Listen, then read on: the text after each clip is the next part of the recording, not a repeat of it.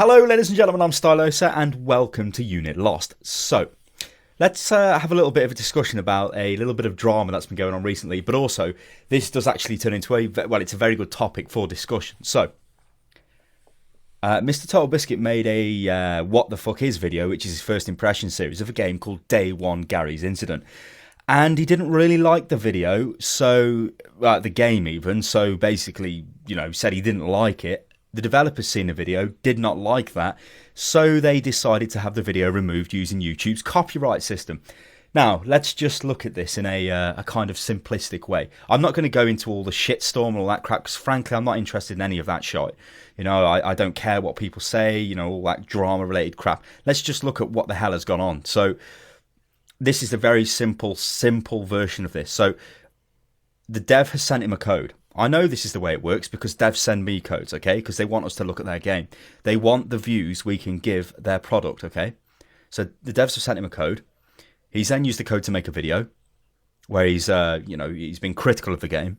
The dev sees the video, doesn't like the fact that he's been critical of the game, so then decides to remove the video. Now, why has the dev sent him a code in the first place? Well, like I just said, it's because they want the views on their product. So if a gaming company, a publisher, a developer, or whatever, sends me a code of a game, I can pretty much within the first week guarantee a couple thousand views on a video.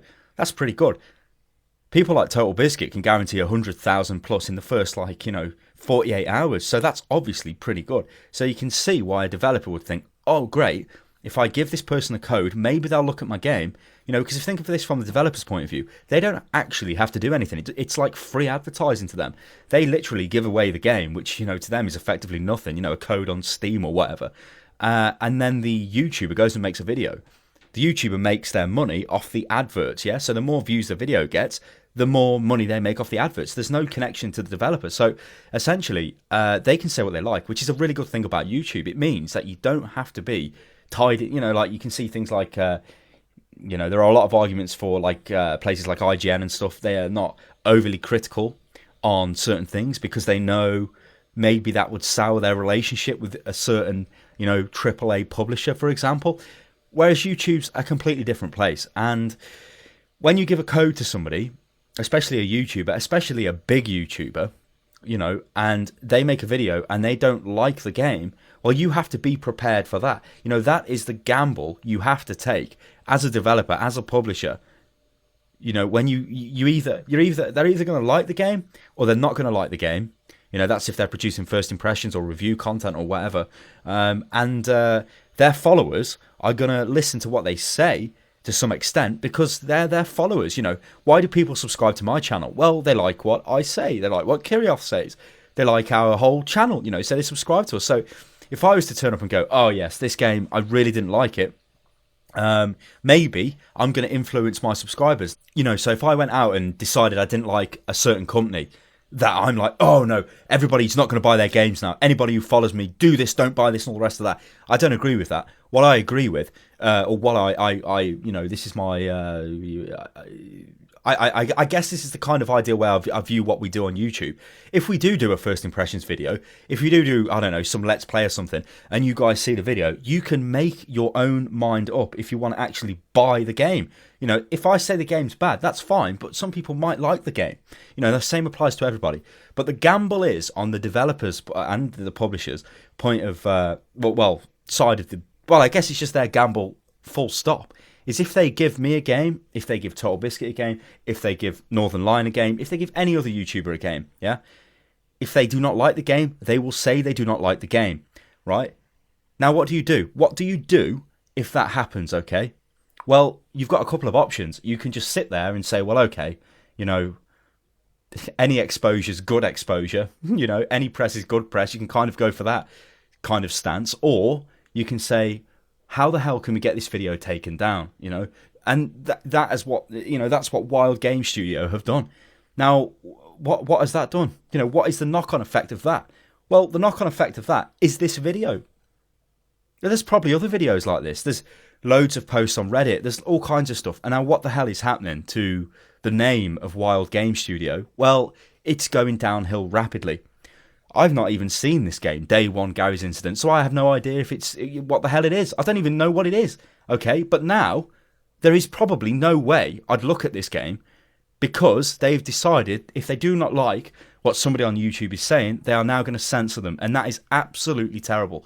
You know, I'm really trying to hold myself back, because I could really go overboard and just go on a crazy rant, but I'm not like that, and I don't want to be like that, even though I could easily be like that, especially in this situation, because, you know, you give a game out, you want somebody to produce a video on it, and they produce a video. They've done what you wanted, but it's not the video you exactly wanted. It's not them sitting there going, you know, I mean, in TotalBiscuit's case, oh, look at this, I've got 1 million followers, blah, blah, blah, this game's the best ever, everybody should buy it. I'm guessing that's what they expected would happen.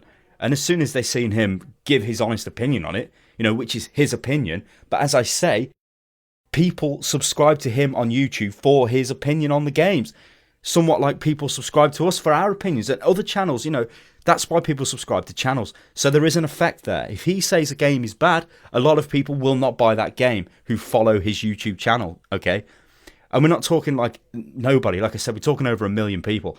So you can see why they were like, we need to do something about this. And I honestly think that, well, I think maybe there's a couple of reasons why they decided to take it down. Maybe it was fear. Maybe it was, oh shit, we've spent X amount of time making this game.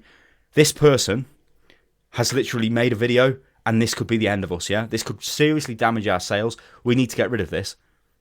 I'd like to think that is the kind of thought process they went through. If it wasn't, you know, because that's kind of like a more like, I can maybe understand that. Still, taking any videos down through copyright is, you know, a copyright claim is absolutely ridiculous anyway, especially because YouTube's all about free speech and such, you know. I mean, isn't that what the media is about anyway?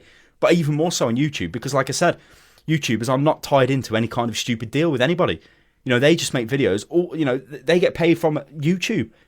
They don't get paid from anywhere else. You know, it doesn't matter if they piss somebody off because they don't like the game, which gives it a lot more, you know, there's a lot more freedom there, you know, so people can really say what they want to say. So I guess that's one way they could have thought about it. The other way is, well, we think this person's an idiot, so we don't want this video on YouTube anymore, so we're going to remove it. And they have the power to do that to a certain extent. Like I said, I'm not going to go into all of the legal aspects of this kind of problem, because there are a lot. But one thing I can give you before I go is I guess an example of a pretty bad time I had with a copyright claim, and this was from EA. So, you know, I usually I wouldn't talk about this, but you know, I guess this kind of makes sense in the context of what I've just spoken about. So I had this was the first time I'd ever done anything like this, but a Battlefield 4 trailer came out, okay, and I thought it would be a good idea to download the trailer, which is well within my copyright agreement with Makers Media, who are Polaris, you know, who have agreements with publishers and all kinds of stuff, to use that trailer footage because it's just in-game footage and use it as, you know, background. It was basically just background footage for me talking about the similarities between Battlefield 3 and Battlefield 4. That video was taken down by EA. They basically said to me, if I do not remove this video, or I had to remove the video essentially, but do not remove this video, legal action will be taken against me. And I'm like, okay, why? You know, what the hell is going on? Well, it turned out that EA actually had a very specific deal with a certain number of YouTube channels, like, you know, really, really big. A lot of them were Call of Duty channels. So only these channels could actually use the content. So every other channel was flagged as being in breach of copyright, even though that's not in breach of the copyright agreement I have. You know, I should have been able to do that, but still, that was not the case. So I was effectively shut down by EA. And for the last 6 months, this copyright issue is it's a copyright strike, has only been removed from my account recently in the last few weeks. But it was there for 6 months. And that meant I had to suffer limited functionality on my YouTube channel. That's pretty bad, you know. But that's like that's the arena we operate in YouTube. So we have to kind of understand there is a degree of danger in that respect. Sure, these companies are messing with our livelihood when they do things like that. But at the end of the day, they can kind of do that, although they shouldn't do it. You know, in EA's case, it was just it was simply a case of they did not tell Makers Media, so they could not tell me, so nobody knew anything about it. You know, it was like a bit ridiculous. Obviously, in the case with TotalBiscuit and Day One Garry's incident, that's completely different, because that isn't a clear and blatant attempt to remove somebody's opinion from a public domain because you do not agree with what they say about your product, which is not fair, it's not right, and especially on YouTube, it's absolutely terrible. And as I said before, that usually means, well, I mean, it means from my point of view now, I've got no intention of looking at anything WildGameStudio ever make, because what happens if they take the video down I make? I mean, what's that all about? So there you go, ladies and gentlemen. That's what I think about this whole situation. And also, I guess this has been quite a decent topical debate video on why you should never, ever, ever silence YouTubers, because the effect, the repercussions are going to be far more severe than if you just simply let the video, leave the videos alone. You know, why take the videos down and run the risk of a massive internet shitstorm all over your company, which is just going to, you know, be way, way more detrimental than one bad video saying, I don't like your game. It completely baffles me, ladies and gentlemen. Oh, and also before I go, I suppose I should give a shout out to all of the awesome publishers and developers out there who can quite, you know, they take criticism on the chin. And without them, there wouldn't be, you know, YouTube gaming as it is now, the gaming coverage on YouTube. So there you go, ladies and gentlemen. I've been Stylosa, this is Unit Lost. Leave your comments below, your thoughts on the situation, and all the rest of that stuff. And I'll catch you next time. Toodaloo.